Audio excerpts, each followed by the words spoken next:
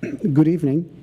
Um, Welcome to what is now the second season of the Center for Global Humanities activities. I am delighted to see the turnout for today. It was meant to be this way because of the nature of the guests we have tonight. So thank you for coming. I would like to give you a few words about the Center for Global Humanities. Like the president of the university likes to say, it's part of the larger mission of the institution, which is a private university with a public mission.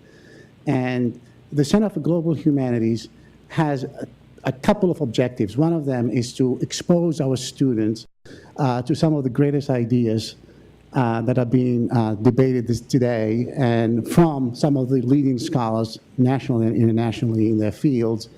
But also, it is a public forum for the community.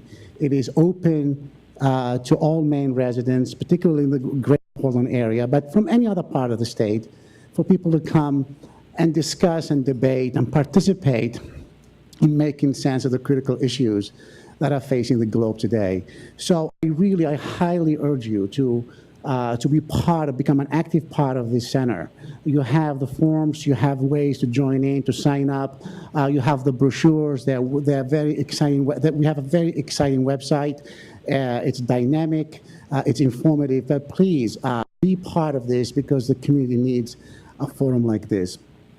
As I said, the Center for Global Humanities it's a seminar series for UNE students, undergraduate students, who get, it's a different kind of course experience.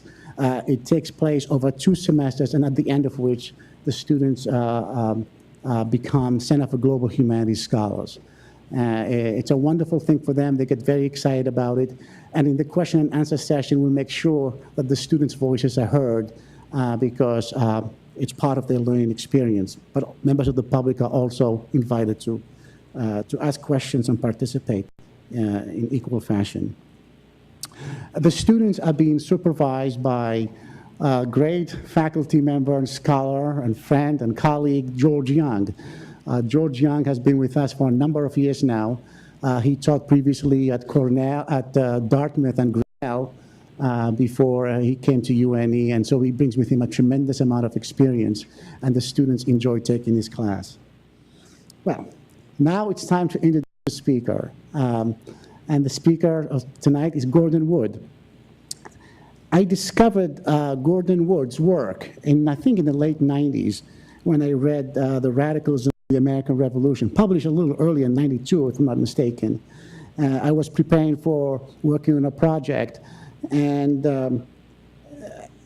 so I just discovered, among the many things I discovered in the book, basically the question I was asking myself, is the American Revolution, it was a legitimate question in some cases, whether it was radical enough. And if you read that book, you do realize that the American Revolution was a radical event in history. And so among the many things I discovered in that book is the coming into existence of words like words like boss instead of master, which had previously existed, or the notion of the businessman. The expression was first used in 1820s. You know, the great thirst for democracy and commercial opportunity, and how practical education, a big issue at the university, eventually trumped, the liberal arts and the aristocratic values of early Republicans. And as I read this book, and many other books besides, I wrote a chapter in my own book, and I titled that chapter "Empire of Liberty." So it's the longest chapter I ever wrote, but it pales in comparison to the great book that was recently published by Gordon Wood. About Gordon Wood, he is the Alva Allway University Professor Emeritus at Brown University.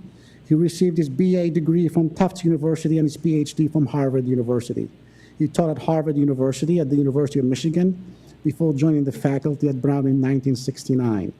He is the author of many works, including The Creation of the American Republic, 1776-1787, published in 1969, which won the Bancroft Prize and the John H. Dunning Prize in 1970, and The Radicalism of the American Revolution, published in 92, which won the Pulitzer Prize for History, and the Ralph Waldo Emerson Prize in 93. The Americanization of Benjamin Franklin was awarded the Julia Ward Howe Prize by the Boston Authors Club in 2005. His book, Revolutionary Characters, What Made the Founders Different, published in 2006, and The Purpose of the Past, Reflections on the Uses of History was published in 2008. In October 2010, he published a volume in the Oxford History of the United States, Empire of Liberty, A History of the Early Republic, 1789-1815. Professor Wood is a fellow of the American Academy of Arts and Sciences and the American Philosophical Society. And the Center for Global Humanities is absolutely delighted to welcome him tonight.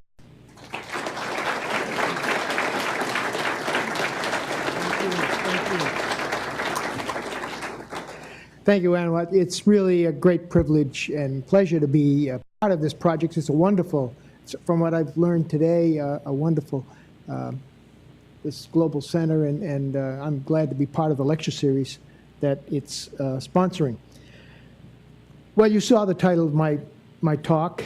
The revolution, as you perhaps know, began on April 19th, 1775, with, as Emerson put it in the mid-19th century, a shot heard round the world.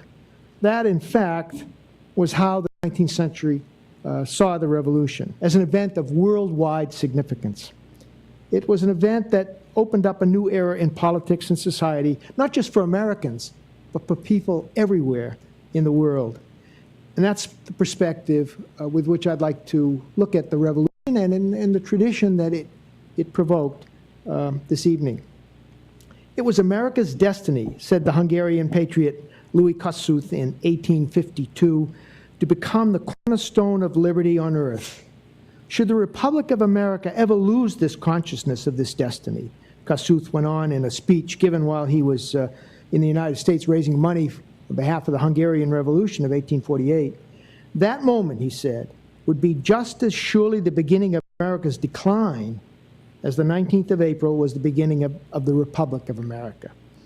Now, I don't know if that moment of decline is at hand or not, but in the aftermath of September 11th and our involvement in Iraq and Afghanistan, we are certainly at a significant moment in our history. We now dominate the world as no nation in history ever has. Our military expenditures are nearly equal to that of the rest of the world, all the world together, put together. We have over 1 million men and women under arms, and we have troops in at least 40 countries. This may not be an empire in the traditional meaning of the term, but it is an extraordinary degree of dominance over the world that we are currently exercising. Now, is this the fulfillment of our destiny, as Kossuth saw it, to build liberty everywhere? Or is it a repudiation of our destiny? Have we lost our consciousness of being the bearers of liberty? Have we become just another great imperial power? Did our invasion of Iraq in order to bring democracy to the Middle East mark the end of our revolutionary tradition, or instead, was it the fulfillment of it? Now, it's hard, I think, for many people to think of the United States as a revolutionary nation operating out of a revolutionary tradition. For the past 6 or 7 decades, the United States has so often stood on the side of established governments and opposed to revolutionary movements that to describe America as a revolutionary state seems to be a kind of oxymoron. So reactionary did many intellectuals think American policy was during the Cold War that they could only conclude that our involvement in the world was due solely to American capitalism and its needs. Many people continue to believe that our involvement in the Middle East, for example, can be explained simply in our need for oil. No doubt such economic explanations can make sense of particular events at particular moments, but they can never do justice to the incredibly complicated and ideological relationship we've had with the rest of the world throughout our history. Economic considerations, for example, can never adequately explain America's tragic involvement in Vietnam, but America's revolutionary tradition, I think, can. Now, this evening, very briefly, too briefly, I guess, I want to explore some of the origins and nature of this revolutionary tradition and try to suggest some of the ways it has affected and shaped our attitudes towards the world. I think that by examining the character of the American Revolution, we can get a clearer understanding of what an ideological people we've been, and perhaps a new perspective on the whole of American history. Now, the Revolution, I think, is the single most important event in American history, bar none.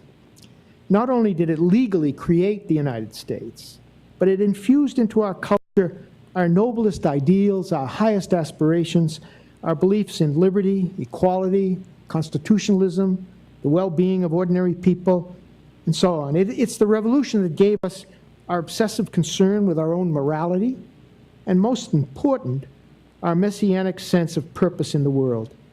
The Revolution made us an ideological people. Now, I don't think we like to think of ourselves as an ideologically minded people. Ideology seems to have no place in American thinking.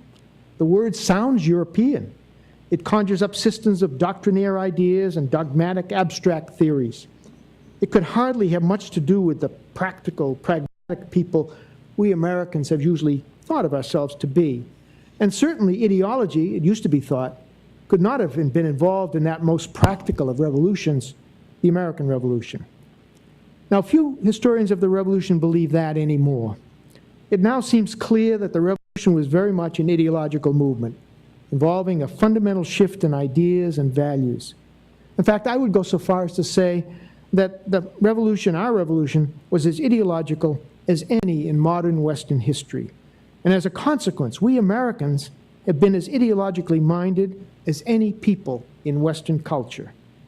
Now, of course, we've always known vaguely that we are peculiarly dedicated to intellectual principles, and that adherence to those intellectual principles has been the major adhesive force holding us together. As you know, we Americans don't have a nationality the way other peoples do. Our sense of being a distinct ethnicity was not something we could take for granted, the way most Europeans can, which of course is why we can more easily absorb immigrants than they can. We think we have an immigration problem, but it pales into insignificance compared to the problems the European states will face over the coming century as the invasion from the south continues. They're not equipped to really handle immigrants. Those Arabs that have been living in France for 3 generations, the French can't really believe that they're French. But we know we have everybody in the world here, and although we have problems, we have great confidence in our ability to assimilate and bring everybody together as Americans. A nation like ours, made up of so many races, so many ethnicities, not assume its identity as a matter of course. The American nation had to be invented or contrived. At the end of the Declaration of Independence, you may recall, the members of the Continental Congress mutually pledged to each other their lives, their fortunes, and their sacred honor. There was nothing else but themselves that they could dedicate themselves to. There was no patria, no fatherland, no nation as yet. Now, in comparison with the 234-year-old United States, many European states are new.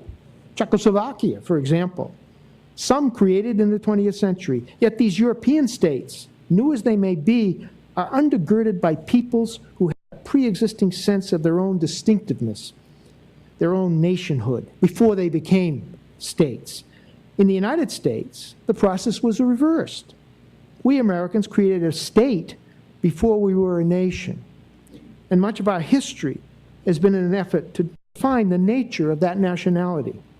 In an important sense, I suppose we could say we've never really been a nation in any traditional meaning of the term, and I think never will be.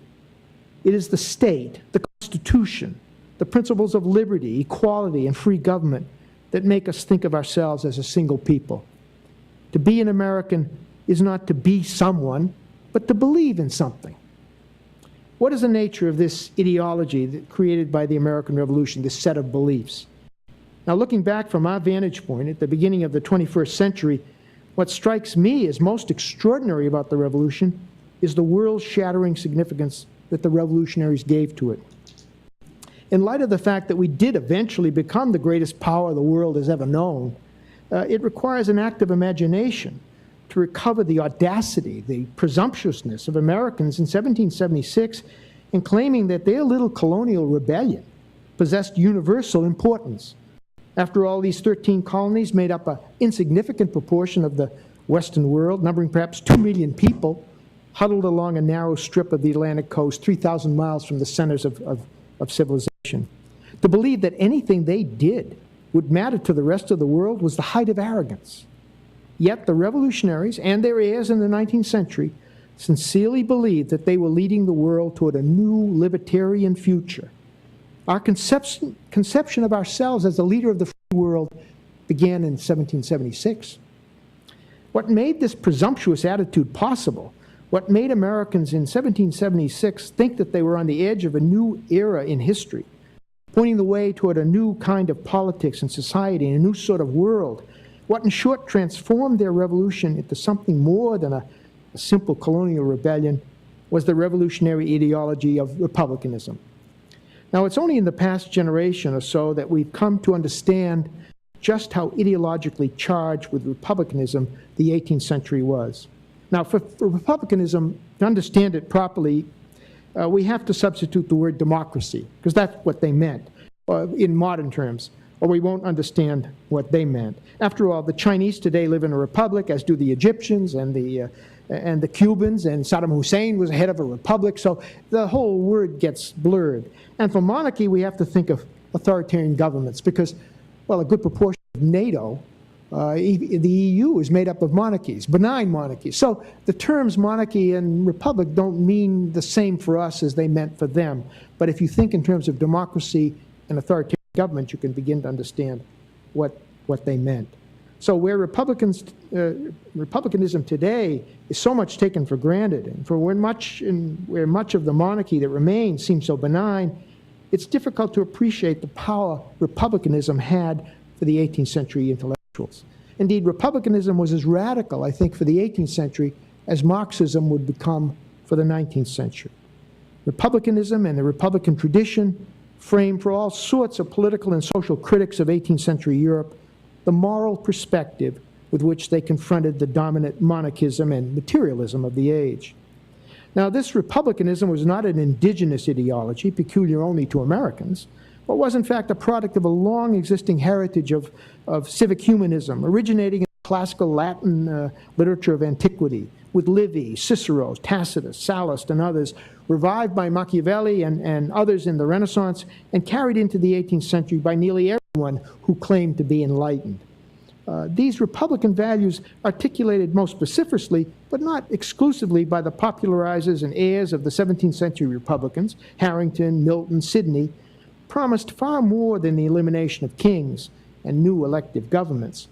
Republicanism, in fact, promised an entirely new morality. It necessarily involved the character and culture of the society, and thus possessed immense significance for any people who should decide to become Republican. Everyone in the 18th century knew that republicanism required a special kind of people, a people who possessed virtue, was the term they used, the classical term, by which they meant willingness to surrender their private interests for the sake of the whole. Monarchy or authoritarian governments were so prevalent because they were based on the assumption that people were incapable of this kind of virtue. Monarchy presumed that people were selfish, corrupt, and that without the existence of a strong unitary authority of monarchy, the society would fall apart. Theorists of the 18th century, like Montesquieu, the great French theorist, would have understood perfectly what happened in the Soviet Union and in Yugoslavia in the 1990s, when a strong unitary authority was removed. They would have understood, too, why the states of Iraq and Afghanistan are having such trouble sustaining themselves. People assert their various selfish ethnicities and interests, and the society cannot hold together and falls apart. Montesquieu would have said they lack virtue. Montesquieu, that these societies are simply incapable of republicanism, and they need a strong authoritarian government, monarchy. Monarchies thus had advantages, have always had advantages, that republics lacked, which is why they have existed everywhere since the beginning of history, and why authoritarian governments still flourish around the world. Monarchies were utterly realistic or cynical about human nature. They didn't expect humans to be anything but corrupt and selfish. They possessed a number of means for holding diverse and corrupt societies together. They had powerful single executives a multitude of offices, complicated social hierarchies, titles of honor, standing armies, and established churches, all to maintain cohesion in their societies. But republics possess few of these adhesive attributes of monarchy. Therefore, order in a republic, if there were to be any, must come from below, from the virtue or selflessness of the people themselves. Yet precisely because republics were so utterly dependent on the people, they were also the states most sensitive to changes in the moral character of their society. In short, republics were the most delicate and fragile kinds of states. There was nothing but the moral quality of the people themselves to keep republics from being torn apart by factionalism and division. Republics were thus the states most likely to experience political death. Now, to the 18th century, the decay and death of states seemed as scientifically grounded as the decay and death of human beings. It is with states as it is with men, was a commonplace of the day. They have their infancy, their manhood, and their decline. The study of the life cycle of states, focusing on political disease, was of central concern to the so-called Enlightenment. For through such political pathology, and that term was used, people could further their knowledge of political health and prevent the process of decay. With these kinds of concerns, the whole world, including the past, became a kind of laboratory in which the sifting and evaluating of empirical evidence would lead to an understanding of social sickness and social health. Political science became a kind of diagnostics, and history became an autopsy of the past, cutting open the dead states to see why they had died, and examined to discover why they had died. Of course, the most important states that had died were the republics of antiquity, especially the ancient Republic of Rome. The death of Rome fascinated the 18th century. It was inevitable that Gibbon would choose that subject for his great history that he wanted to write. Almost every intellectual, including Montesquieu, tried his hand at writing about the decline and fall of Rome. Reading the great Latin writers of antiquity, the 18th century came to realize that the Roman Republic became great not simply by the force of its arms, nor was it destroyed by military might. Both Rome's greatness and its eventual fall were caused by the changing character of its people. As long as the Roman people maintained their love of virtue, their simplicity and equality, their scorn of great distinction, and their willingness to fight for the state, they attained great heights of glory. But when they became too luxury-loving, too obsessed with refinements and social distinctions, too preoccupied with money, too effeminate to take up arms on behalf of the state, their politics had become corrupted. Selfishness predominated, and the dissolution of the state had to follow. Rome fell not because of the invasion of the barbarians from without, but because of decay from within. Now, the lessons for the revolutionaries of 1776 was obvious. If their experiment in republicanism were to succeed, the American people must avoid the luxury, the corruption that had destroyed ancient Rome. They must maintain themselves as a morally virtuous people. Now, they had good reason to believe that they were ideally adapted for Republican government. Most of them, at least the white portion of them, were independent yeoman farmers, Jefferson's chosen people of God, who were widely regarded as the most incorruptible sorts of citizens and the best foundation for a republic. There were no titled aristocrats in America, and none of the legal distinctions and privileges that encumbered the European states. All in all, Americans in 1776 thought that they were a special kind of simple, austere, egalitarian, and virtuous people that enlightened social science said was essential for the sustenance of a republic. And this is where the sources of American exceptionalism come from. The term, of course, as you know, and many of you may know, is a bad thing these days in the academy, and I'm not endorsing it or condemning it. I'm simply describing where exceptionalism came from, what it meant to these people. The moral quality, thus, for Americans became a measure of their success as a society, and this inevitably gave their new republic an experimental and problematic character. The Americans thus began the revolution in a spirit of high adventure. They knew they were embarking on a grand experiment in self-government. That experiment remained very much in doubt during the first half of the 19th century, especially during the Civil War, when monarchy still dominated all of Europe, or had taken over all of Europe. Hence the importance of Lincoln's Gettysburg Address, where he described the Civil War as a test of whether a nation conceived in liberty could long endure. This idea that a Republican government was a perilous experiment was part of our consciousness, I think, from the very beginning. Now, all of this Republican ideology assumed tremendous moral force, and when infused with Protestant millennialism, it gave Americans the sense that they were a chosen people of God, possessing peculiar qualities of virtue, with a special responsibility to lead the world toward liberty and Republican government. So they began their experiment in republicanism with very high hopes that other people would follow their lead in throwing off monarchy. And again, think of authoritarian governments. But they also knew that it wouldn't be easy, since republicanism required a peculiar moral quality in its people.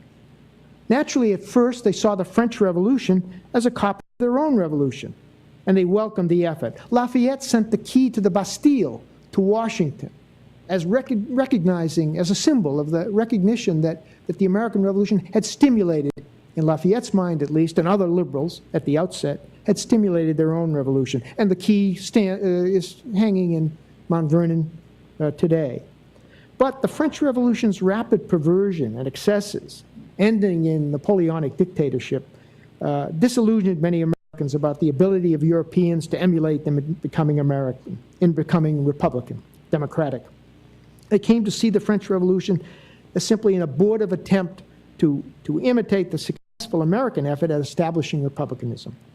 Far from changing things for the better in Europe, the French Revolution had failed, and thus the Americans' optimism about the future was tempered by doubts. These doubts soon played into American attitudes towards the Latin American colonial rebellions that broke out in the early decades of the 19th century. If any revolutions were emulations or copies of the American Revolution, these Latin American colonial rebellions certainly seemed to be. And of course, Americans like John Adams and Thomas Jefferson welcomed them.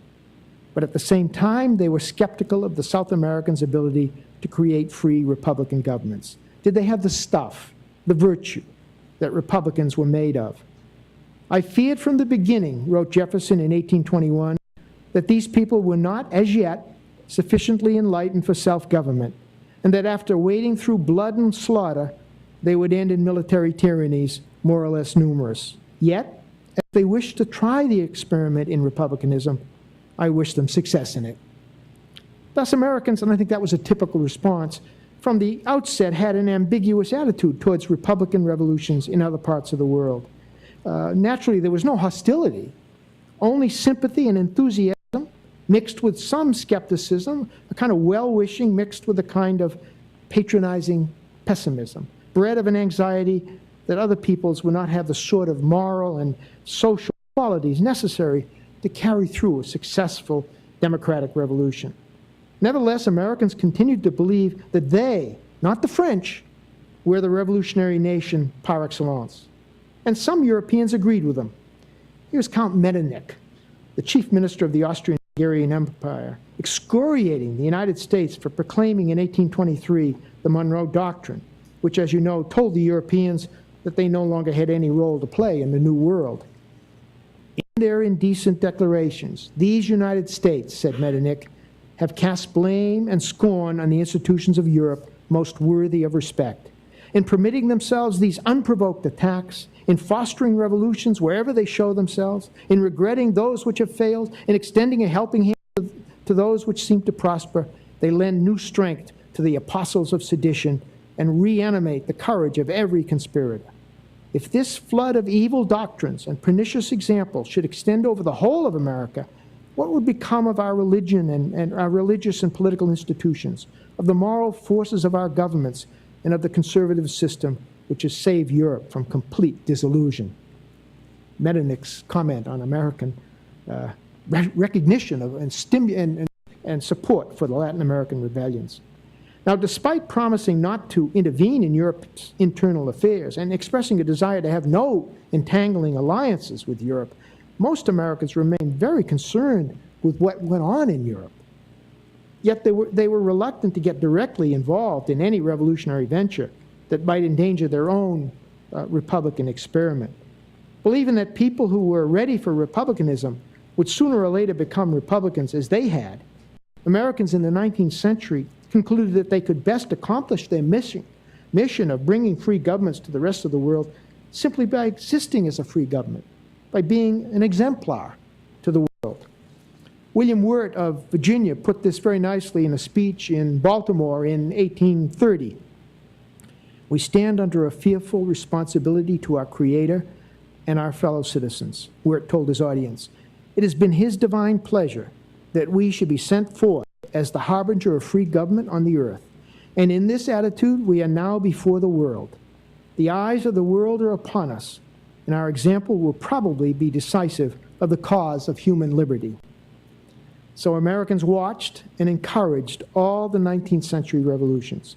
They did not intervene indeed, but they did in every other way. Individuals raised money for the rebels, and some went off to fight on behalf of the revolutionary movements. In all the European revolutions of the century, the Greek Revolt of 1821, the French constitutional transformation of 1830, the general European insurrections of 1848, and the overthrow of the Second French Empire and the establishment of the Third French Republic in 1870, the United States was usually the first state in the world to extend diplomatic recognition to these new revolutionary regimes. After all, in the Americans' eyes, these European revolutions were simply efforts by oppressed peoples to become like them. All species, so to speak, of the same revolutionary genus Americanus. Americans never felt threatened by these revolutions and had no fear whatsoever of the spread of revolutionary ideas. Now, of course, there is one glaring exception to this enthusiasm for revolution, and you probably guessed it, the Haitian Revolution that created in 1804 the Second Republic. It was a black republic in the New World of freed slaves. We did not recognize the Black Haitian Republic until the Civil War. But we welcomed all the others and toasted these revolutionary patriots like Kossuth when they came to America in search of money and support. Now, naturally, this encouragement of revolution did not endear us to the European monarchies. But 19th century Americans in their geographical separation simply did not care. We were proud of our revolutionary example and simply assumed that we were the cause of all the revolutionary upheavals in 19th century Europe.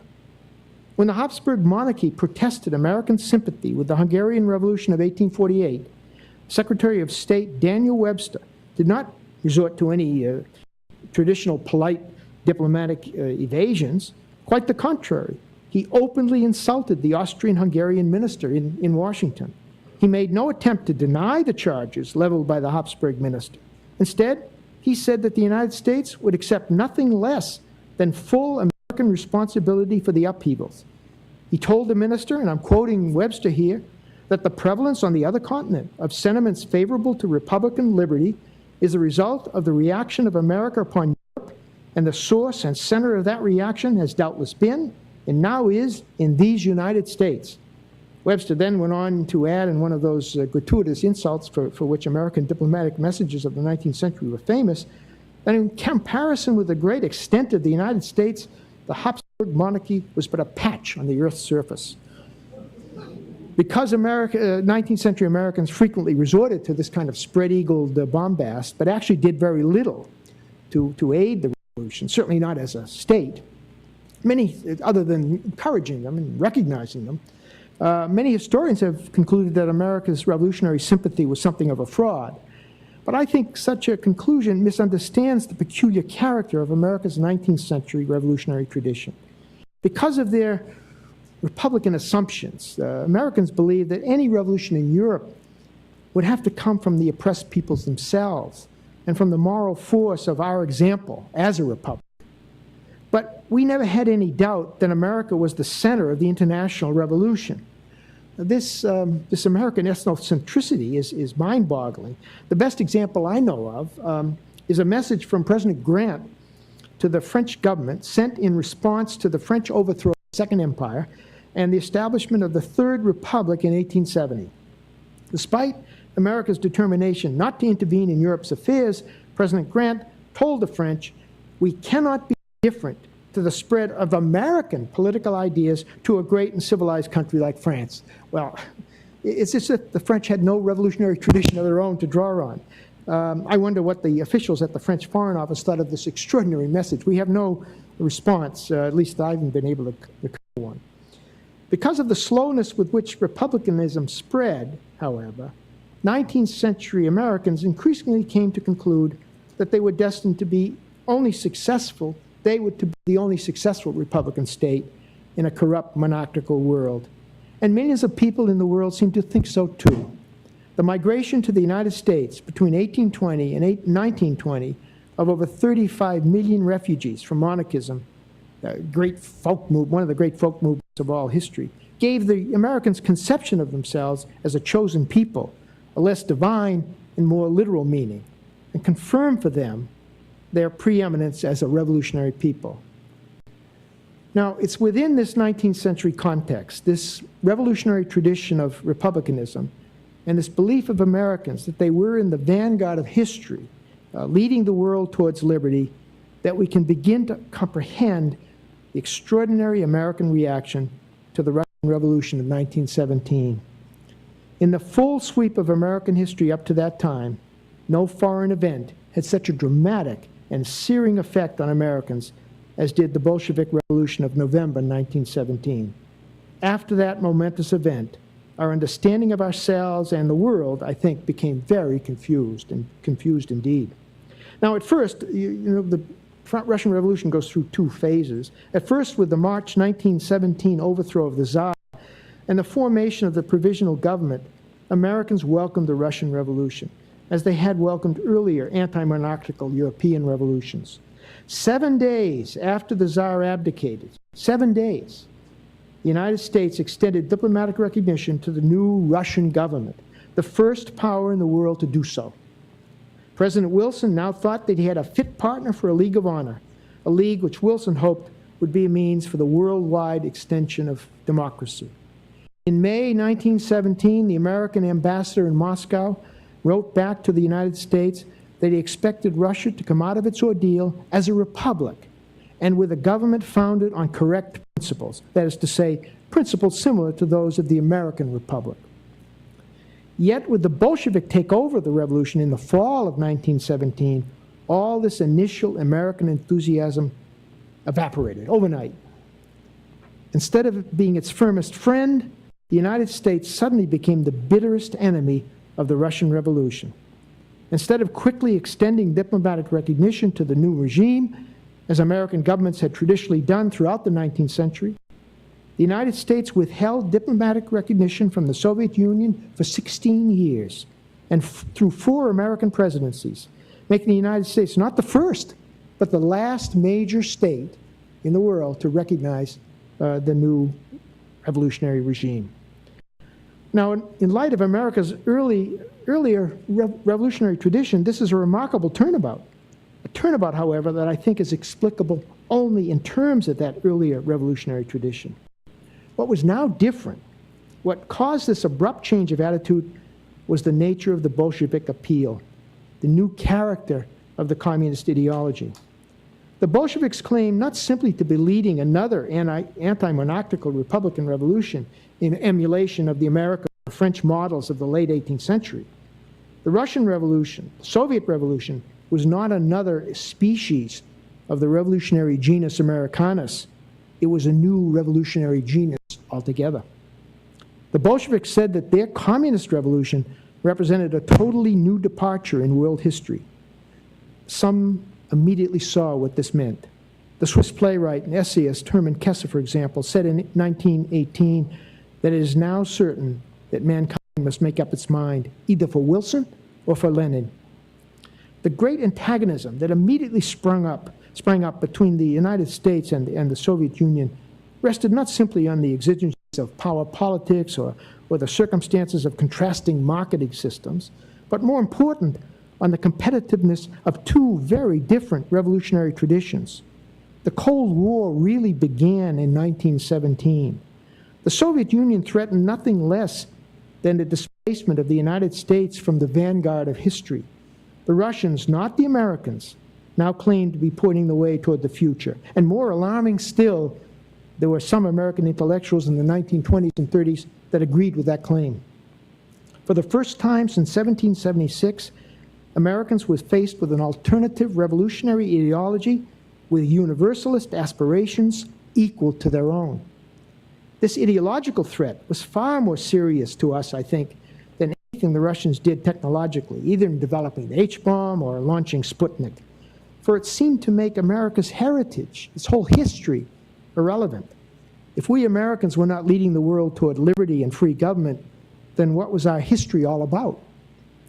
Now, with this dramatic emergence of an opposing revolutionary ideology, Americans in the 20th century grew more and more confused about themselves and their place in history. They could not very well stand against the idea of revolution, but at the same time they could no longer be very enthusiastic about revolutions that they assumed would be communist. With the enunciation of the Truman Doctrine in 1947, the United States, for the first time in its history, committed itself to supporting established governments of free peoples against threats from subversion from armed minorities, presumably communist, armed minorities within the state. All revolutions would start with an armed minority.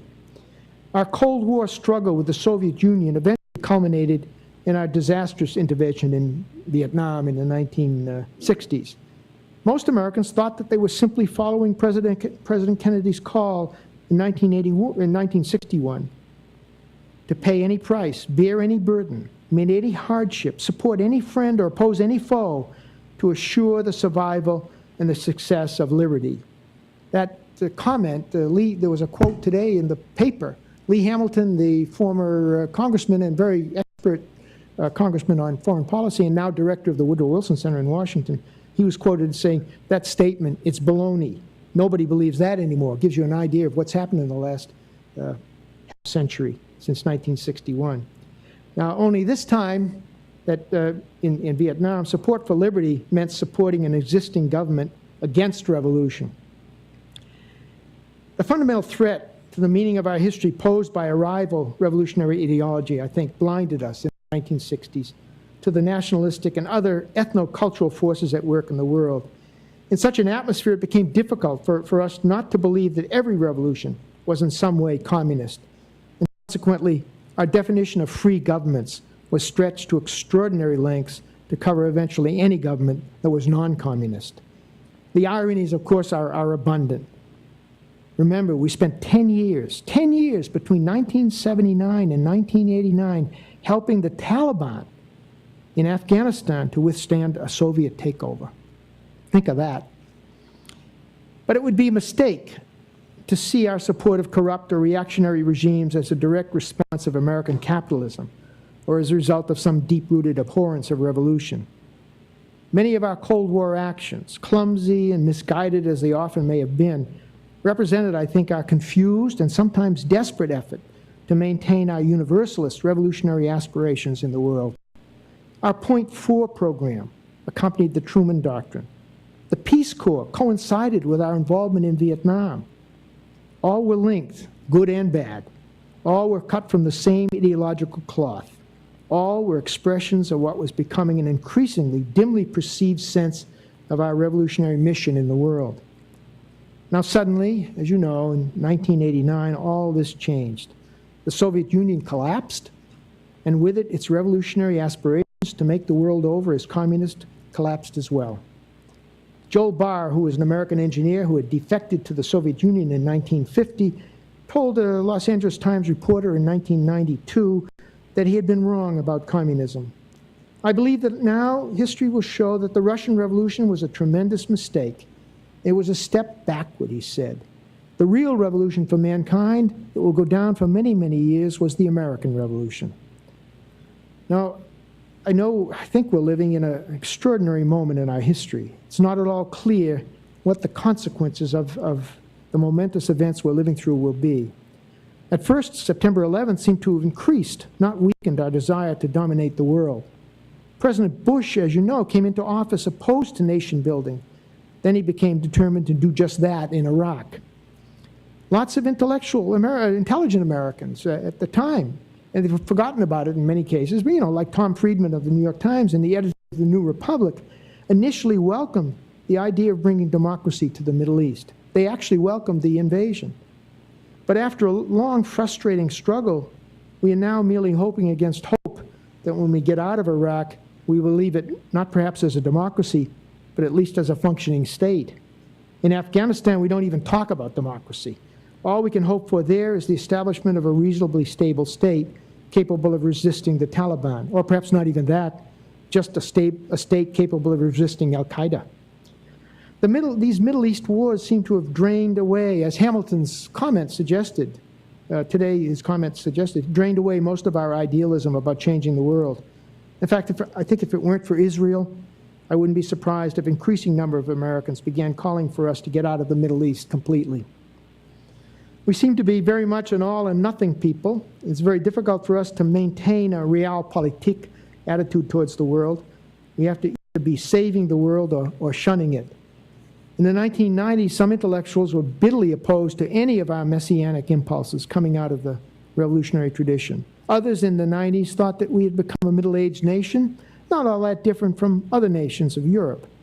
Now, at the end of the first decade of the 21st century, we seem to be in a quandary about what to do, about what our role in the world ought to be.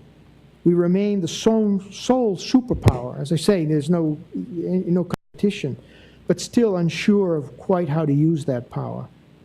What the future will be is impossible, I think, to tell. All we can do with our history is to remember that the United States has always been, to ourselves and to the world, primarily an idea. However many troops we can muster around the world will mean little if in using these troops we erode that idea, that moral authority, which is the real source of our strength and our ability to gain the admiration and support of other peoples. Our revolutionary heritage still commands the attention of many people in the world, our devotion to liberty and equality, our abhorrence of privilege, our fear of abused political power, our faith in constitutionalism and in individual liberty. Now, this was brought home to me over 3 decades ago at a talk I gave at Warsaw in 1976 during the bicentennial of our revolution. It's an incident I'll never forget.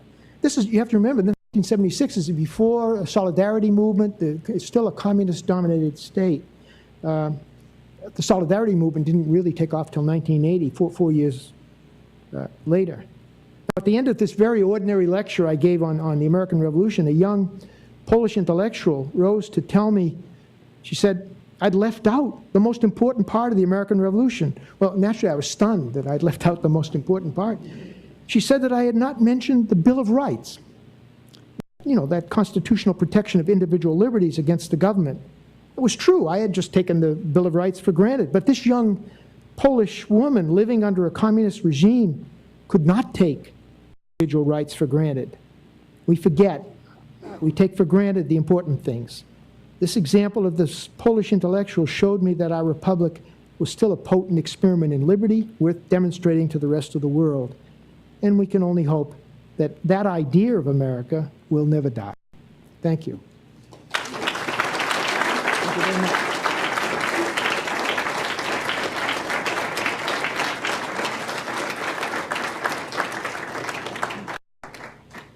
I will be happy to take questions. Do you have a microphone?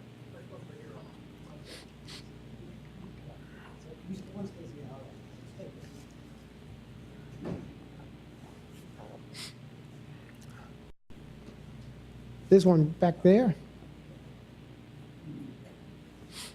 Then there's one over here. I'll get you.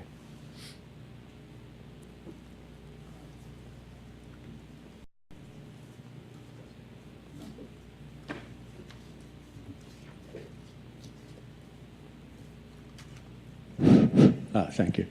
I liked your lecture very much, and it's not difficult to convince me that there's a heavy ideological element to American involvement in the world. I do think you can't lecture about everything. The whole materials side is important. But something I told you today, I reread your book, Radicalism of American History. And the third part of that book talks about democracy.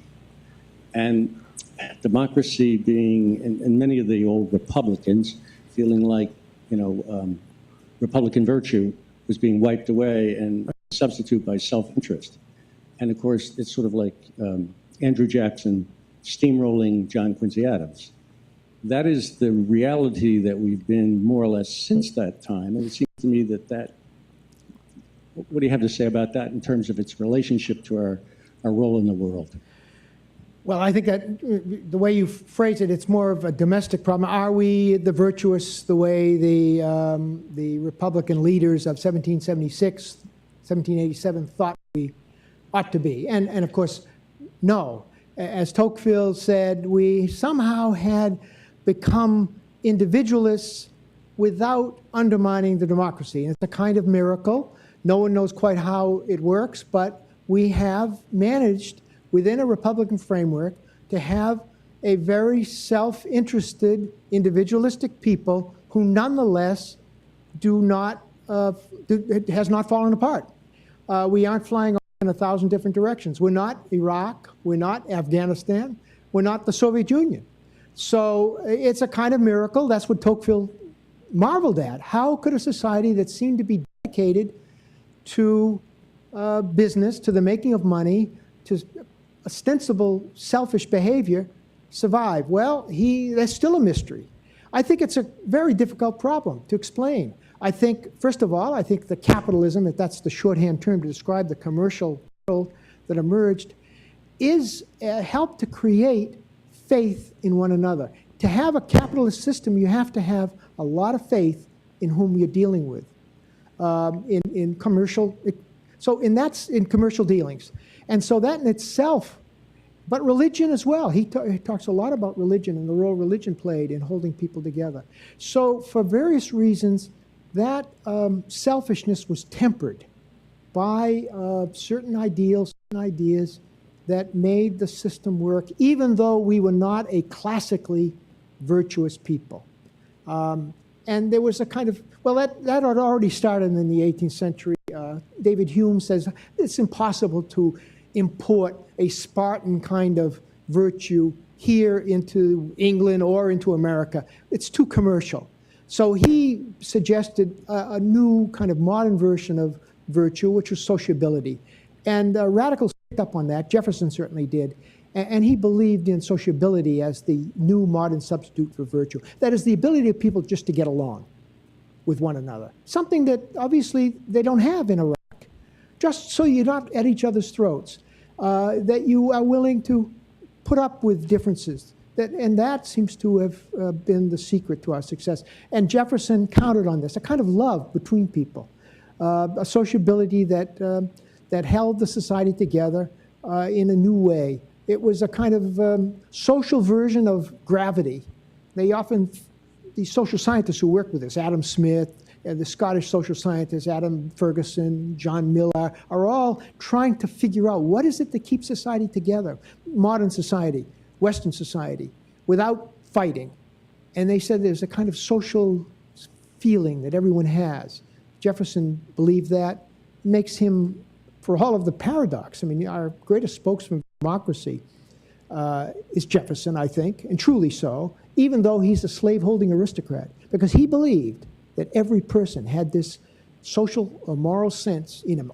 Black, white, slave, free, everybody had that. And they reach out to other people. That's why he believes in minimal government. Government gets in the way of this natural flow of affection, creates distinctions, monopolies. Let's get the government out and let us all get along. You know, Rodney King, can't we all get along? That's kind of radicalism. If carried to extreme, as it did with, say, William Godwin in England, you end up with anarchism.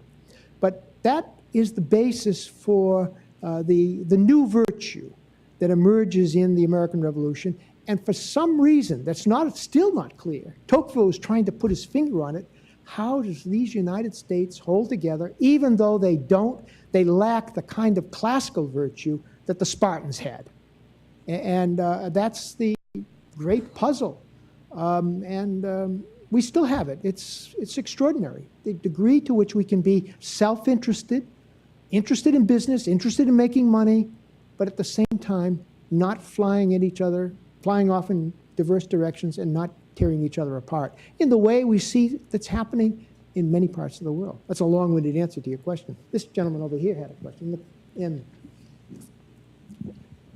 Thank you, Professor Wood. I'm curious, something that's been in the news recently is Castro and sort of the remodeling of the Cuban Revolution. And I'd like to get your thoughts on America's obsession with Cuba and with Castro and the Cuban Revolution.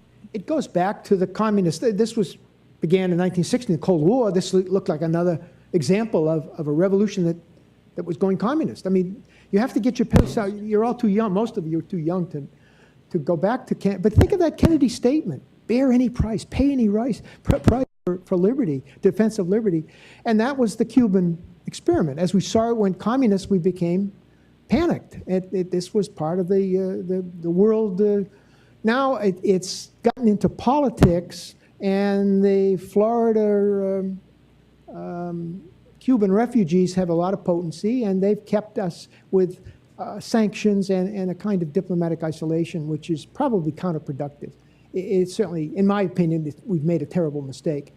The secret to breaking the Cuban Revolution, or turning it from a communist state to a freer state, would be to open up exchanges, both economic and diplomatic. But there are so many hard-headed people that aren't going to, it's going to be a while for that to change. But the changes that are occurring, Castro's death will probably make a big difference. But I'm an 18th century historian, so these opinions about contemporary events have no weight whatsoever, any more than yours. I was wondering, I know you said you didn't want to condemn or condone it, but I was wondering. I'm sorry, say it again. Oh, I'm sorry. I know you said you didn't want to condemn or condone it, but Exceptionalism. when you were talking about American superialism, I was wondering if you thought if that was even still going on, or if you really thought that shaped where America went with this whole thing? Sure. There are many Republicans who are making that the issue of their campaigns, that we are an exceptional nation and we have an exceptional role to play, and that is opposed by left-wingers. That's a big issue of diversity. It's a contentious issue in the academy. I mean, unless I cover myself by saying, look, I'm not endorsing this, I am condemned for being a right-wing fanatic, even by mentioning the notion that we might be exceptional, might have been thought to be exceptional. I'm not saying that it's a good thing or a bad thing. I'm just describing how we felt about ourselves in the past. And we certainly felt we were an exceptional nation. And to deny that is to deny the... Now, I'm endorsing it. That's a difference. But in today's world, political world, it's difficult to even talk about it without getting condemned. But I don't think there's any doubt that through most of our history, we thought of ourselves as being an exceptional nation with a special role to play. There's a question here. Oh, is there one over there too? Go ahead.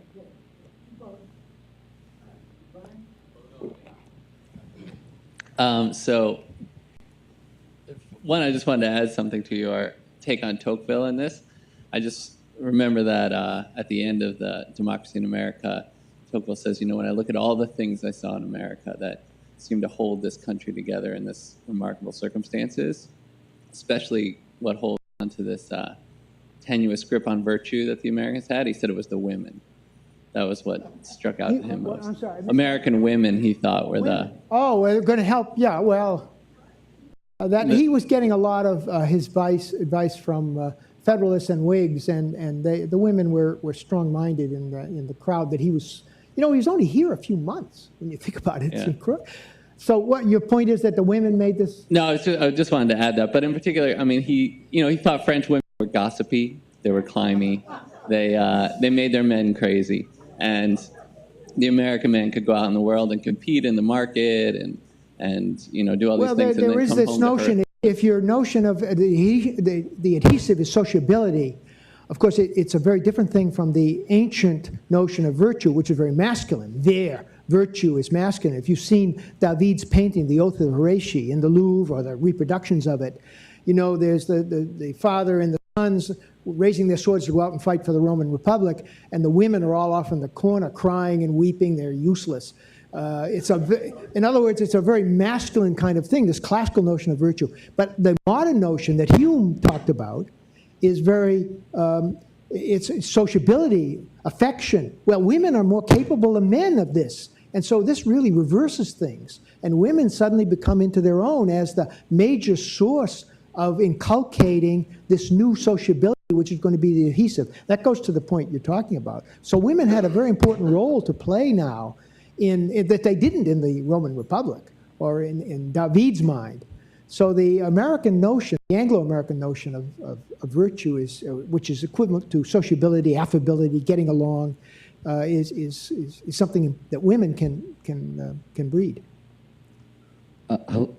Hello, Professor. Yes. Hi.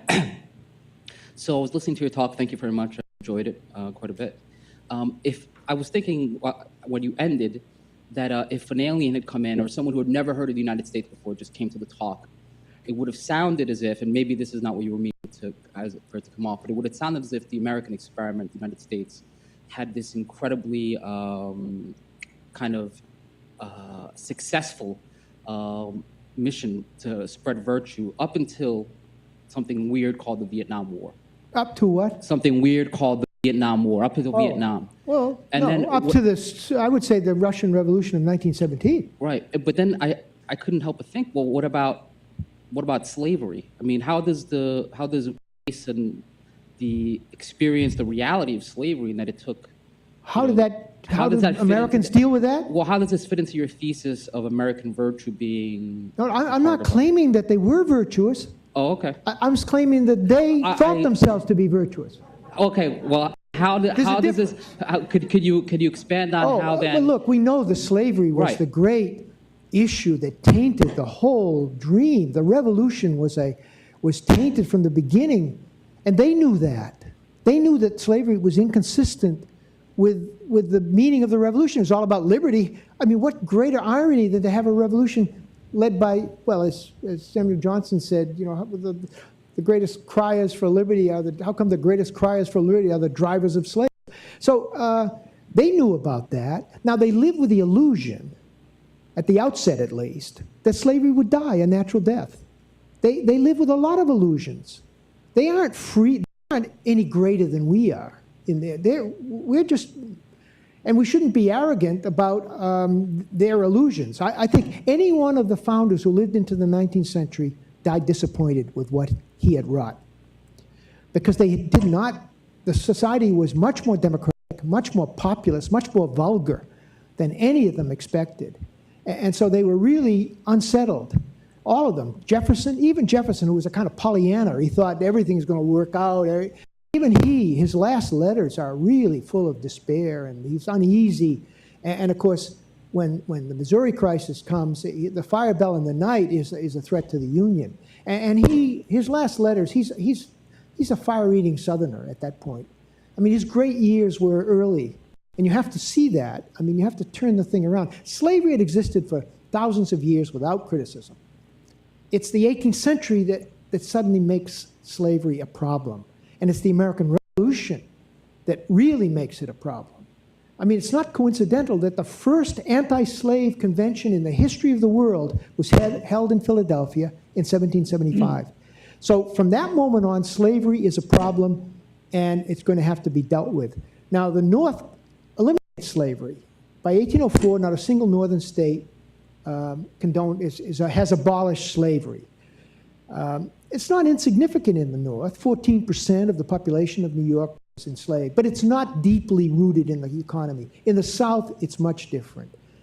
It's totally enmeshed in the society, and it becomes impossible. But there is the dream of these founders that they thought it was going to go away. Naturally, they would just die away. Now, they couldn't have been more wrong, but they lived with all kinds of illusions. I'll give you an example. Jefferson, as late as 1821, thinks that there's not a single young man now alive who won't die a Unitarian. A Unitarian? What's he thinking? I mean, this is when the Baptists and the Methodists are sweeping the country. And he's thinking everybody's going to be... I mean, these guys aren't geniuses. They lived with all... And Jefferson was probably one of the smartest men at the time. They live with illusions, but we live with illusions too. And therefore, I think we should be humble. That's the lesson that history teaches, humility. You can't, we know a lot more than they know, but there will be people in our future, 200 years from now, looking at us and say, why did they do that? Or what were they thinking? We just don't know.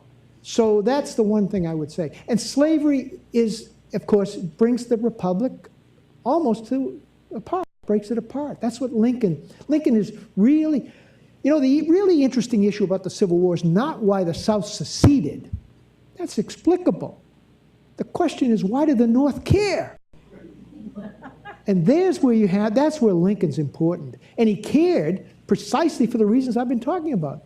We were a great experiment in democracy. See, the democratic revolutions of 1848 have all failed. Europe is all remonarchized. It's monarchy everywhere in 1861. So Lincoln is saying, look, we're the last best hope. If we fail, then what's the hope for democracy ever? The whole world will always remain authoritarian or monarchical. That's the message he's giving. That's what allowed men, you know, thousands, tens of thousands, hundreds of thousands, to die on behalf of this dream that we were the last best hope. That's how Lincoln mobilized the nation. We were just lucky we had him, because I'm not sure rhetorically anyone else could have done it. But he had to give his Northerners, the Union as he saw it, a meaning that would justify the killing. I mean, the killing was horrendous. We've never lost so many men in our lives, in any of our wars. So, in fact, all of our wars put together probably don't equal, well, if you count both sides as Americans. So, I think this mission we had is the source of the Civil War, or at least is the source of why we fought. The North could have let them go, and maybe in time the international pressure would have been such that the South would have found it impossible to free to maintain slavery. They would have slipped into a kind of the kind of quasi-feudal system that they did eventually slip into in the 1880s and 90s, because the international pressure would have become impossible. But who knows? Brazil maintained its slave system until the 1880s. So, but we fought on behalf of this union, this dream. And I think it's tied in with this sense of mission. You can't explain American history without it. Yes, ma'am. Do you think that liberty, I can repeat your question if I can hear it. do you think that liberty has the same meaning today that it had then? Does liberty have the same meaning today as it had then? Yes, I think so. I think Kennedy's talking about when he says bear any price, pay any price, bear any burden on behalf of the defense of liberty. He means free governments. Now, our problem is that we're not quite sure what a free government is because we're desperate to get an election suddenly becomes evidence of a free government. We know elections are a prerequisite to democracy, but boy, we know that that's not the meaning of democracy, just because you have an election. It takes a whole civic society, and we're not going to have that in Afghanistan. They don't have in Iraq. We can only hope against hope that they move beyond that. But look, we need to have a little perspective. Now, people wonder, why are the Shia and the Sunnis fighting with each other? But think back to the 17th century, the wars of religion. I mean, Protestants and Catholics were killing each other, and if they'd had the technology that we have today, they would have been killing themselves at the same rate that the Shia and the Sunnis are killing each other. So they're fighting within their Islam. It's no different from the way the Christians fought with each other. And it went on a long time. It took that century, which is a bloody, bloody century, not as bloody as the 20th century, but certainly pretty bloody. Monarchs killed, executed, fled, and people killed in the 30 Years' War to get to the 18th century, the wonderful, clubbable, that's what led them to think in the 18th century that they were now a sociable people and had solved the problems of the world. So I think liberty means the same thing as it meant for them, a free government, but we've got to go beyond an elected government. That's not the equivalent of a free government. We need a few students to ask a few questions. Okay. Okay, go ahead.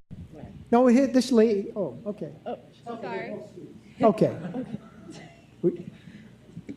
You said in your lecture that with the Spartans in Rome, that part of the decline was individualism and excess, that Yes. they kind of consumed themselves. Right. What transition in American society today in the younger generation, where it's such a focus on consumerism and so much antipathy for the democratic process, there are so many young people today who don't participate unless it is a part of government that directly affects themselves. Do you see America going down that road? Well, there are a lot of books out on this issue because they say, well, the fall of Rome occurred because of such and such reason. Look at America. We've got gross inequalities of wealth. We've got androgynous dress, which is one of the symptoms that the Romans put as a sign of decline. So you can make all kinds of parallels. I don't buy into that. I think we're a pretty stable government, pretty stable society. Now, the fact that young people, they were given the vote in the 1960s. 18-year-olds were given the vote. That's how the politicians think. We got a problem. The youth are rebelling. Let's give them the vote. And of course, the young people between 18 and 21 vote. They're the least interested in voting of any of the age groups. But that's how Americans tend to think. Voting becomes a solution to a problem. The women's movement was essentially, how to put it, held up for about a half century because once you got the 19th Amendment, the right to vote, it's almost as if, well, that's the end of the women's movement. And it took another half century for the women's movement to recover and realize that it was more than voting. So voting, I'm in no better position to predict what's going to happen to us. But I would not, one thing that history does teach you is to get off the roller coaster of emotions, the best of times or the worst of times. It's not that. We've gone through worse crises than we're going through now. The society is very stable, relatively speaking. Now, who knows, with terrorist attacks, what could happen? And we've been blessed that we've only had essentially the 9/11 and some false alarm, some failed ones. I'm not sure how our society is able to will take the way the Brits took. They had a number of explosions. They seem to have responded, and maybe we will too. We're bound to have one sooner or later. So I'm just not as pessimistic as you might be. All Yes. right. You mentioned in your talk that 35 million people from under monarchy rule immigrated into the country, and in examples like Ellis Island, many people have seen America as this beacon of hope and Right. freedom and light. And today it seems there's so much anti-America in say like parts of the world such as Afghanistan. And I was just wondering, do you believe that, because we still have a big illegal immigration problem, do you believe that America is still this sort of beacon to people of freedom, or has it changed since then? No, I think a lot of people in the world want to come here. They still want to come here. Ordinary people. Now, intellectuals abroad aren't very happy with us, but ordinary people would love to come to the United States, I think, and they do. So, we have the obvious example is Mexicans and Central American people want to come here because they can get a job, at least till recently. But otherwise, everywhere, there's a desire to get here. So I don't think that notion has declined, but there is anti-Americanism because it's inevitable. We're a big, major power. Our defense budget is nearly equal to all the other defense budgets of all the nations put together. Now, we have these global responsibilities. I don't see us pulling back from that, but we're bound to step on toes. But we have to understand why we're there. Why are we in the Far East? Why do we have troops in Korea? Why do we have troops in Japan? Well, if we pulled out of Japan, the Japanese would say, we got to have an atomic weapons. And suddenly the Far East would become a much more unstable place if the Japanese felt they had to go nuclear. And the South Koreans would feel the same way. So we have to understand that our presence is a very stabilizing force. Now, it sounds crazy. Why do we need troops in Germany? Well, probably they could be withdrawn. Nobody thinks Germany and France are going to go to war again. But they are Axis bases because we can't have too many troops stationed in the Middle East. It's awkward. But Europe becomes... So we're everywhere. We've got troops everywhere in the world. and we're bound to step on toes, and we must look like, to the intellectuals in other countries, we look like an imperialistic power. I don't think we want to take territory, but we certainly want stability. And I think that's probably a good thing. Instability, I mean, you imagine if Japan started going nuclear, what the Chinese might do. Already there's tension there. It's not going to result in war. But we act as a very important stabilizing force, and one has to understand that. That's what I would say is it needs to be clarified. I have so many young people who say, why do we have troops in Japan? Why can't we just pull them out? They're just costing us money. Well, we have a vested interest in stability, I think. At any rate, that would be my answer to you. Oh, you get it. Okay. Is that okay? Sure. Yes, sir. Go ahead. Sorry, I have the microphone. I'll repeat the question. Go ahead. I'm just curious. Okay, I'll go. I had another question along the lines of American exceptionalism. I thought of this with the upcoming elections. The way I thought of Newt Gingrich accusing Obama of having a secular socialist machine. So going back to, say, the city on the hill, I feel like a lot of what you're talking about with the desire to spread democracy everywhere is tinged with some sort of Christian imagery or crusade-like imagery. To what extent would you say you find that in our history?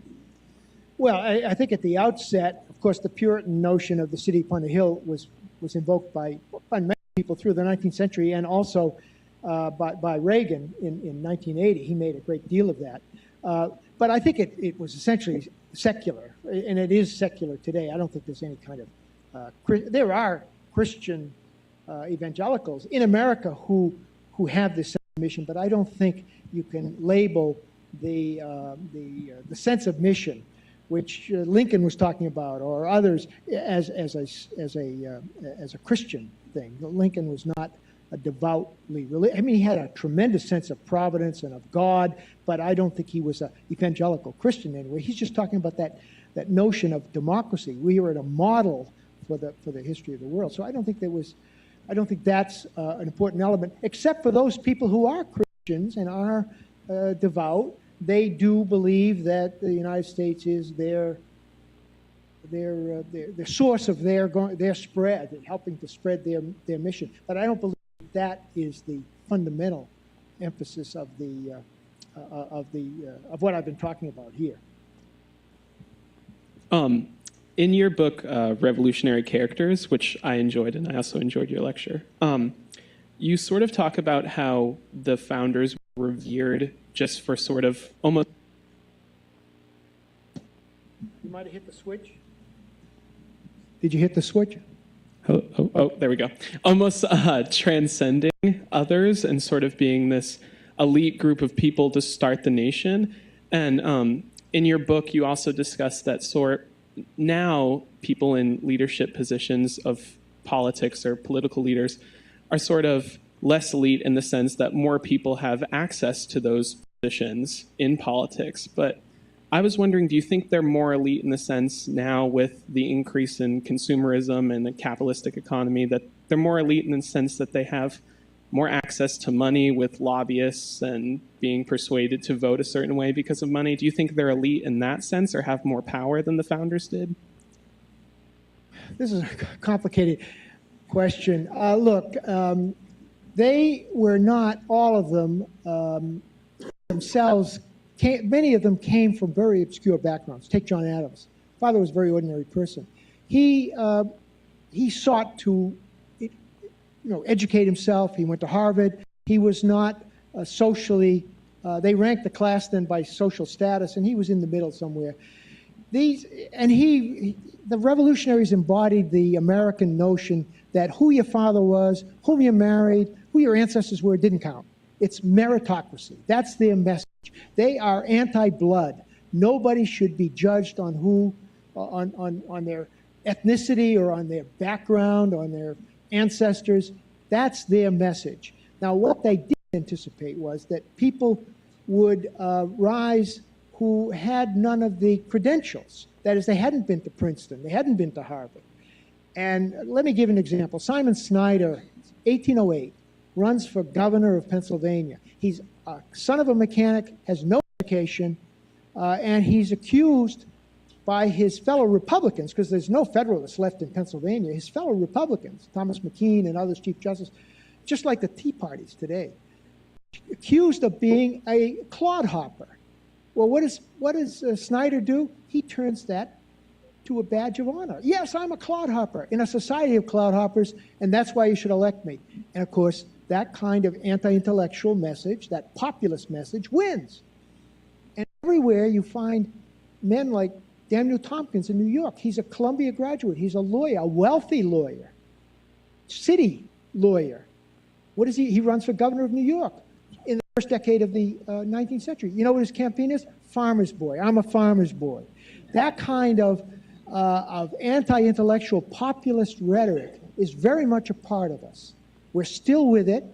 There's a real resentment in America of people who act superior to other people. That's part of the egalitarianism. I think we are the most egalitarian people in the world, despite the gross inequalities of wealth. I've had friends, Australians, say, oh no, we're the most egalitarian. I said, yeah, but your sense of equality's got a chip on the shoulder, you know, those palmy bastards. That's Australian equality. It's an anger. Americans just have an assumption that we're as good as anybody in the world. And it doesn't have anything to do with education or where you went to school or who your ancestors were. We're just equal to everybody else. That's the message that Americans have always had, and that's what, in some sense, the Tea Party business is about. There's a class element to that, a protest against far-removed elites. So it's very American. It's not anything new under the sun. I don't get alarmed by it. We've had we'll bumble along. God looks after us. Gordon, we may have to interrupt this event for 1 minute. There's a group of high school students who want to take a picture with the speaker before they leave, and they have to leave in 2 minutes. So go ahead, if you don't mind.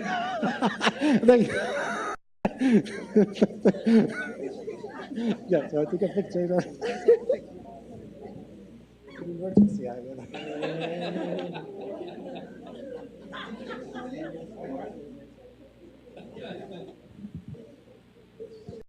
That was funny.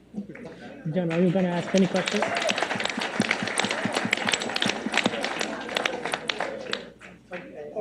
Okay. Sorry. Okay. You got any more questions? I have one. Oh, okay. Where is it? I'm right here. Oh. Yeah. Jumping ahead to the future, you just see China all over the world expanding their economic empire, especially extractive industry, oil. It's always buried in the page. Where do you think that's going to end up? Oh, look, I'm an 18th century historian. I don't have any great... I mean, the Chinese are a very entrepreneurial people. And when that... the overseas Chinese for 100 years have been making... the reason Malaysia, Singapore is such a economically vibrant place is because of overseas Chinese. Wherever they go, they are the leaders in entrepreneurial activity. And if you release that entrepreneurial energy, which is being released, it's going to be impressive. But they are not an aggressive people. They're not after territory. They're going to expand their interests, but that's not something we should, I wouldn't be alarmed, but I hope we're not going to try to deal with it with troops. We've got to be competitive. Now, it may be that they will come to dominate the world in the foreseeable, within 100 years, who knows? But I don't see them as they don't have a need to dominate politically. They're going to dominate economically. And if only the Japanese had realized that in 1940, that the co-prosperity sphere could be won without going to war, which they did for a whole generation, then you can win economically what we used to think had to be won with military force, and that's a lesson, that one thing that came out of the 20th century, that awful century. Yes. I have a couple of questions in one, actually. The first one is, are Americans in Iraq to free the Iraqis or for the oil? That's the first one. Yeah. Well, my quick answer is not for the oil. Oh, But go ahead. oh, okay, thanks. The second question, the second question is, when will the United States understand that imposing democracy on other people who are not yet ready for it, as democracy is a system that has to come from within? It's not something you can order. I would agree with you. Yeah. We're a naive people in that sense. We're always losing our innocence, you know. And we lost our innocence in 1900, and we lost it in Vietnam, and we're still losing it. We live with illusions that things are going to be easier than they are. I don't think we went into Iraq for oil. I mean, obviously we're interested in stability, but I think there was a larger purpose behind it. We'll have to wait till all the records, and this will be beyond my lifetime, I think, before they're all exposed. But I think there was a strong feeling among many members of the administration that if they could establish a democratic society or democratic state in Iraq, that it could have an effect on the Middle East, a snowballing effect. And there's a real concern. Israel is a major problem, and there's no doubt that was driving much of the thinking. The concern there is real because it's a little piece of Europe in the middle of the Middle East, and it's a problem. And how that's going to, I don't know whether this peace process is going to work out. If it did, it would be wonderful. I don't have any illusions, however. But there was a strong feeling we need to make the Middle East safe for democracy and safe for Israel. And the one way of doing that would be to spread democracy and get a democratic state. But you know what I would like to know, and I don't know any reporters ever asked, did Donald Rumsfeld, did George Bush know the difference between the Shia and the Sunni? Did they know that Iran was a Shia state and that you're going to create another Shia, by overthrowing a Sunni leader, Saddam Hussein, and create another Shia state, that Iran and Iraq, which had gone to war, would now be allies? Now, did anyone think through that? That's the question you'd like to ask. I don't even think reporters have asked those kinds of questions. I wonder, I'm sure people in the State Department knew the difference between Shia and Sunni, but I'm not sure that information percolates up to the leaders who make the decisions. And, you think through, you might have said, what are we going to do if we overthrow a Sunni-dominated, it's a minority sect, there's no doubt of it. Saddam Hussein was ruling by authority. From the top down, he's a minority group ruling over a Shia majority. And you overthrow him, and then the Shia are going to come out, and then the Sunnis retaliate, and suddenly you have... It seems to me that if you wanted to have a real politique attitude, you would have said, hey, it's a good thing to have the Iraq there as a counter to Iran. And they had gone to war for a year, they bloody war. Leave them be, let them be enemies. But it's too unethical, I suppose, immoral kind of view. But that would be my view. I mean, I'm a realist about things like that. But I don't have any special information that you don't have. I mean, I just read the newspapers. Look, ask me about the 18th century. That's where I feel. That's where I feel at home. I appreciate your observations about the contemporary history, but I will go back. Could you comment on the role of the Spanish-American War, and particularly our involvement in the Philippines, as to how it fits into this American... That occurred in 1898. We're close. 1798. I don't have any expertise on the Spanish-American War. You must know as much about that as I do. And that was it's generally seen the beginning of American imperialism. We wanted our own territory. McKinley fell to his knees and said, God told me that we should keep the Philippines. But there was a problem because we weren't really happy keeping the Philippines, and we did give them freedom after the war. And the same was true of Cuba. We always felt uneasy about holding these territories, but it was certainly a moment of imperialism. But that comes from my undergraduate course. Yes, sir. Yeah, you mentioned the Tea Party. I'm just wondering which of if any of your revolutionary characters you wrote about would be joining in with the Tea Party movement. You mean we're involved in the Tea Party? What the Tea Party meant for the revolutionaries? The current Tea Party now. What they would think of it? Well, which would any of the members of or the men you wrote about be members of the Tea Party in your mind? Oh, yeah, Samuel Adams might be. I don't know. Look, he was the leader of the original Tea Party. But you know, this is an interesting question you should think about. I get questions from audiences like this. What would Thomas Jefferson think of affirmative action? What would George Washington think of the invasion of Iraq?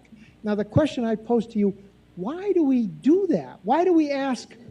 You know, as far as I know, no one in England ever says, what would William Pitt think of David Cameron's government? Nobody, this is peculiar to us.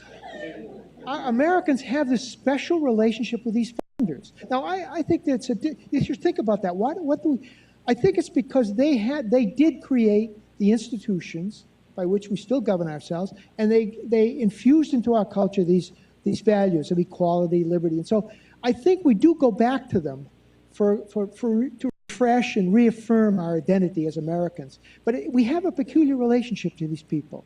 You know, they're historical figures, and they haven't got anything to say to us of this sort, and yet we want them to. And I think it's just an extraordinary thing that we should think about these people 200 years ago should be able to speak to us in this way. I mean, you know, who would like the Tea Party, who wouldn't? I mean, that's a peculiar question. Very normal. It's a normal kind of American question. I can talk about the Tea Party itself that took place in December of 1773. It was the most important event in the leading up to the Revolution. I could make a case for that, but if somebody wants. Thank you, Dr. Wood. I think one of the things that's interesting about the Founding Fathers that you sort of talked about is their humanness, the fact that they didn't know the outcome, that they took risks, that they were fallible in some of the things that they did.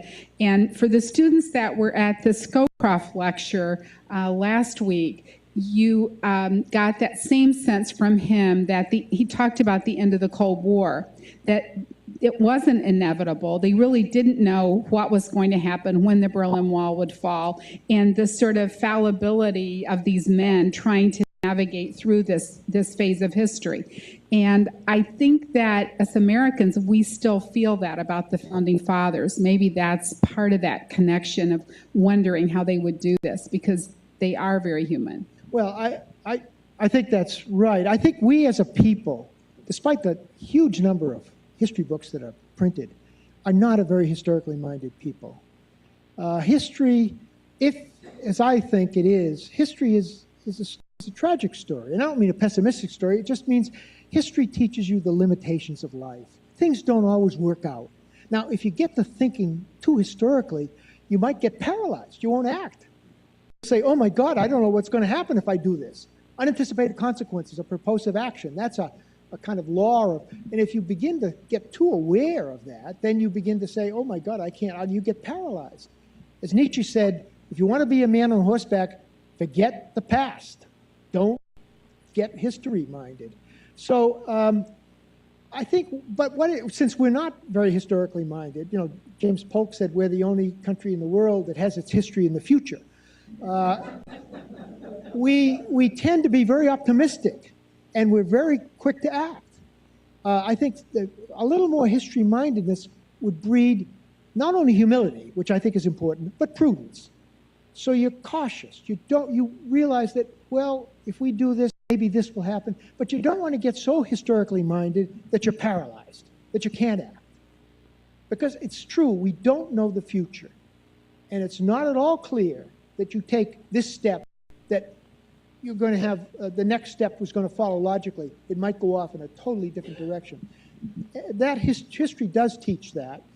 And fortunately, most people, most Americans, are not too history-minded. Therefore, they're willing to take risks of all sorts. We're risk-taking people.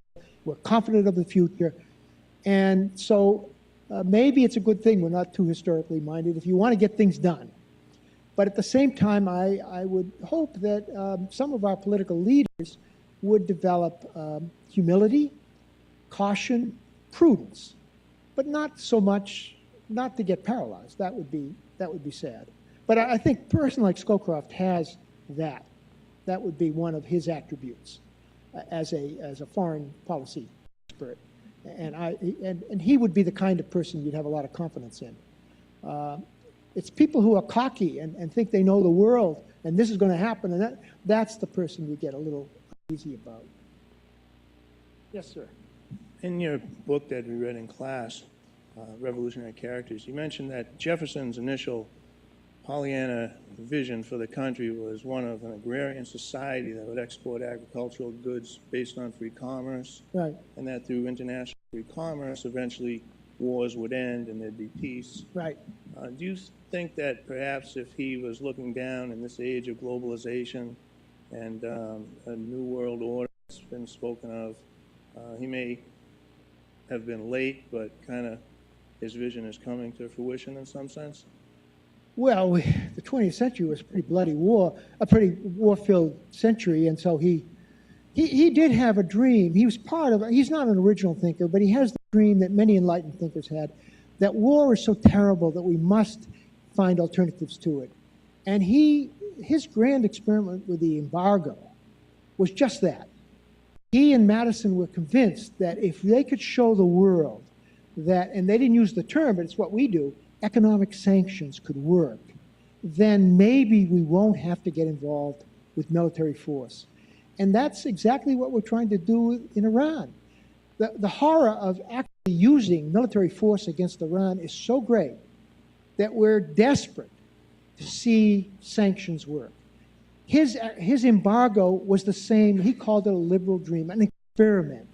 If we can make this work, it could change the world. There was this, the search for universal peace was very much, Kant was obsessed by it. The Enlightenment thought that anything to get away from warfare. They all thought that monarchy led warfare. Monarchs wanted to go to war for dynastic reasons. They had their own selfish reasons for going to war, and if you could republicanize the world, then you could avoid war. Democracies will not go to war with one another. That's the assumption they had, and maybe that's true. No one expects Germany and France to go to war again. Tom Friedman had this notion that if all the states that had McDonald's would never go to war with one another. Well, that got thrown out the window when we bombed Belgrade, which had McDonald's in it, and we bombed Belgrade in the 1990s. So, but there is this hope, a dream that goes back to Jefferson, that democracies will not go to war with one another. War is so horrible, and we know that now with nuclear weapons, that anything must be done. And that's why, in some sense, we're continuing with the Iran sanctions is an extension of Jefferson's dream of economic sanctions. He didn't use that term, he used embargo. Using our commercial power, which he thought was exaggerated, but he thought was enough to bring Europe to its knees. He wanted to continue it. Madison did too, but the Republican Congress wouldn't put up with it. New Yorkers, especially New York, was being hurt terribly. All the ports were, thrown out of work. I mean, 18 months of self-imposed. I mean, it's just incredible. The people went out, unemployment, no trade. All foreign trade was stopped, thinking that somehow that's going to bring pressure on the European states who were fighting for their lives, France and Britain. But the stakes were high for Jefferson and Madison, and it failed. They had to resort to, then finally we went to war, a strange war. Anyway, which is coming up, the celebration of which you'll see in 1812. I don't know. I mean, 2012, the 200th bicentenary year. We'll see if it's celebrated or not. Very strange war.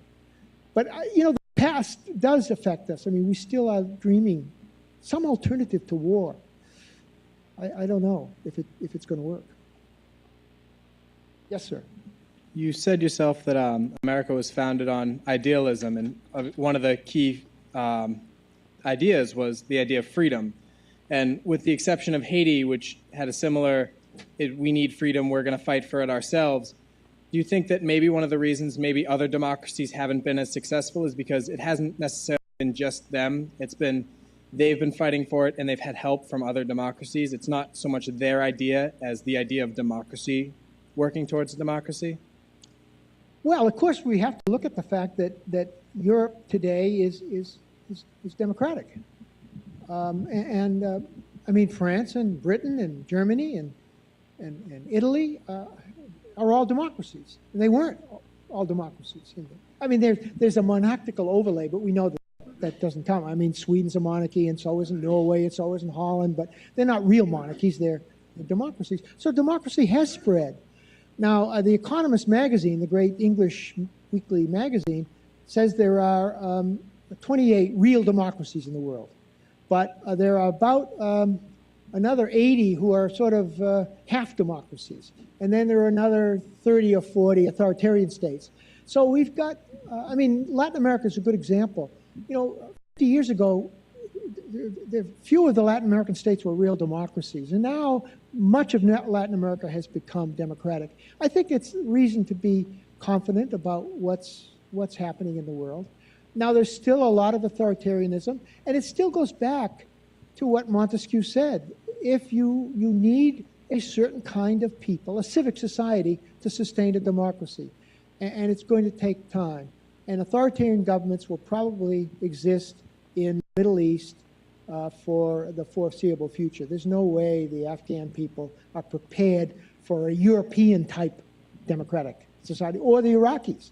They've got a better chance of it because they have a larger middle class. Actually, the society in the Middle East that's most democratic, except for Israel, is Iran. Paradoxically, but they're feeling their oats, but they have a very large middle class and a very sophisticated history. The Persian culture is a really serious, deeply rooted culture. So it would be good if we could come to terms with Iran. It's not easy to do because there's domestic politics on both sides that interfere with any kind of overture. But, you know, we withdrew our diplomats after they got killed. And so we're in a bad shape to reconcile. But it's too bad that we don't make an effort to get together. But that's almost impossible given the domestic politics of both sides. Any effort by the Iranians leaders to move towards us would get condemned domestically. They are quasi-democratic, and the same thing would happen for us, I think. So, but this, you know, again, you're asking me about current events. I don't know anything more than you do. I just have my own opinions, that's all. Well, with this comment, we come to, we end the session. Thank you so much for coming, for joining us tonight. And thank you.